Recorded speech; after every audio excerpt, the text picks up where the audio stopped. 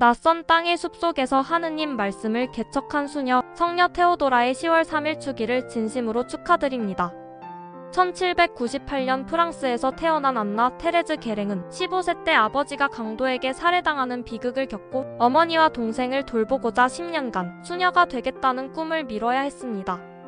25세에 마침내 섭리의 수녀회에 입회하여 테오도라 이름을 받았고 1840년 42세의 이민자들의 교육을 위해 미국 인디애나의 황무지로 파견되었습니다.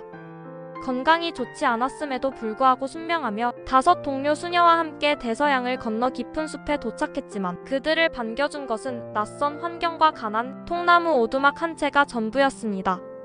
그녀를 초청했던 주교는 수녀회의 재정과 수도 규칙에까지 강압적으로 개입하며 큰 시련이 되었습니다. 1843년 주교는 자신의 뜻을 따르지 않는다며 그녀를 원장직에서 해임한 후 내쫓았고 신자들과 대화하는 것조차 금지했습니다. 자신이 세운 공동체에서 쫓겨나 홀로 남겨진 절망의 순간 이렇게 기도했습니다.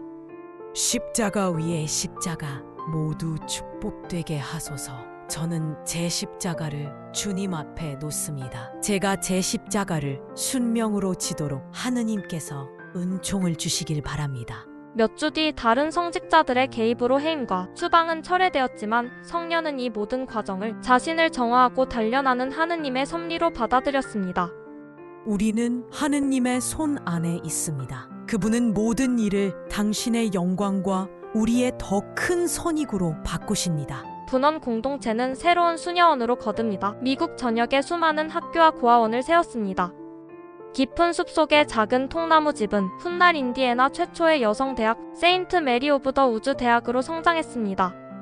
1856년 선종한 후 유해를 이장하던 중 51년이 지났음에도 뇌가 거의 부패하지 않은 채 발견되었습니다.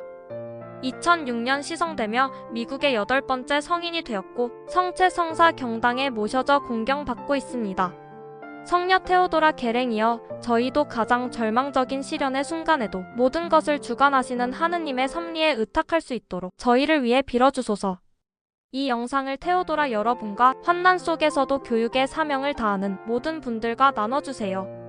오늘 하루 우리의 걸음이 닿는 곳이 하느님의 숲이 되기를 빕니다.